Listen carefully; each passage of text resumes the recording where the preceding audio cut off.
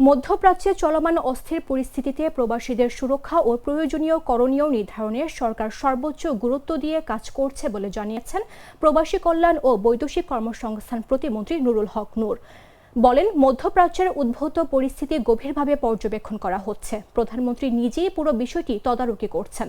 রোববার দুপুরে পটুয়াখালী জেলা প্রশাসকের কার্যালয়ে জেলার বিভিন্ন সরকারি দপ্তরের কর্মকর্তাদের সঙ্গে মতবিনিময় সভা শেষে সাংবাদিকদের প্রশ্নের জবাবে তিনি একথা বলেন। প্রবাসীদের নিরাপত্তা নিশ্চিতে দূতাবাসগুলোকে সতর্ক অবস্থানে রাখা হয়েছে বলেও জানান তিনি।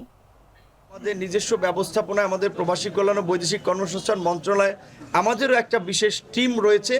আবার প্রধানমন্ত্রীর পরামর্শে আজকে একটা জয়েন্ট কমিটি করে দেওয়া হয়েছে যেন সমন্বয় করে কাজ করতে পারে। যেমন এখানে বিমান ধরেন এই ফ্লাইটের ক্ষেত্রে বিমান মন্ত্রণালয় ইনভলভ আছে।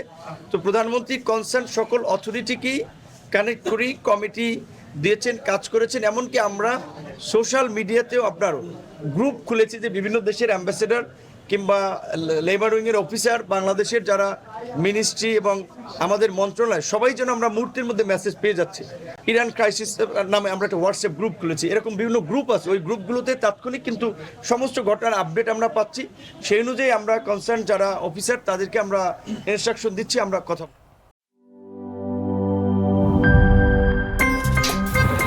আমার একটা স্মার্ট সিদ্ধান্তে 25% গ্যাসের খরচ কমেছে। ভাবছেন কিভাবে? সাধারণ গ্যাস স্টোভ বদলে আমি এনেছি আরএফএল গ্যাস স্টোভ। এর সাইন্টিফিক নজল ও ব্রাস বার্নার ক্যাপ সমানভাবে তাপ ছড়িয়ে রান্না করে দ্রুত। তাই গ্যাসও বাঁচায় 25%, টাকাও বাঁচে 25%। আরএফএল গ্যাস স্টোভ নিরাপদ ও গ্যাস সাশ্রয়ী।